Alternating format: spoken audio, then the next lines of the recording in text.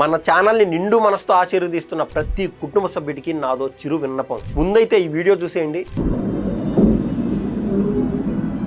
చూసారుగా, ఈ వీడియో భారతదేశ వ్యాప్తంగా టాప్ 3 పొజిషన్లో ట్రెండ్ అవుతూ ఉన్నది. వాళ్ళ ఈ వీడియోలో మనకైతే స్పష్టంగా తెలుస్తోంది, పిల్లలు వాడేటువంటి దగ్గు సిరప్ ఏదైతే ఉందో దాని కాస్త ఒక బల్లి పోయి కలుషిత పూరితం చేస్తుంది. ఎట్నో ఏమో ఆ తండ్రో తల్లో చూశారు కాబట్టి సరిపోయింది, లేకుండా ఉంటే అదే సిరప్ ని వాళ్ళ పిల్లలకు వేసిండేవాళ్ళు.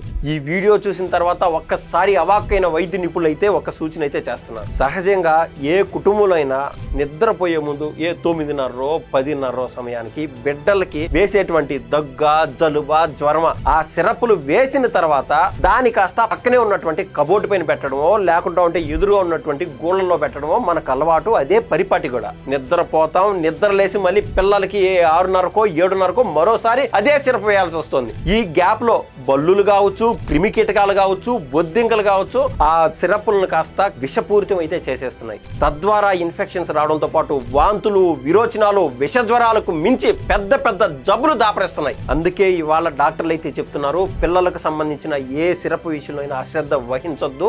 ఒక్కసారి పిల్లల కోసం సిరప్ వాడిన తర్వాత ఆ మూతను కాస్త పూర్తిగా క్లీన్ చేసుకోవడం, క్లీన్ చేసిన తర్వాత పక్కనే ఉన్నటువంటి ఏ క్రిమి కీటకాలు తాకలేనటువంటి బాక్సులు కావచ్చు, కబోర్డులైనా జాగ్రత్త చేయాలని చెప్పి వారు చేస్తున్నటువంటి సూచన. సాధ్యమైనంత మేరకు ఏ క్రిమి కీటకాలు కూడా తాకలేనటువంటి ఎన్క్లోజ్డ్ ప్లేసుల్లో అయితే ఉంచాలని చెప్పి సదరు డాక్టర్లు అయితే ఇవాళ సూచిస్తున్నారు. నేను ఇప్పటి వరకు చెప్పింది ఏ బ్రహ్మ పదార్థానికి సంబంధించిన విషయం కాదు, కేవలం ఒక చిన్నపాటి హ్యూమర్ తో కూడుకున్నటువంటిది.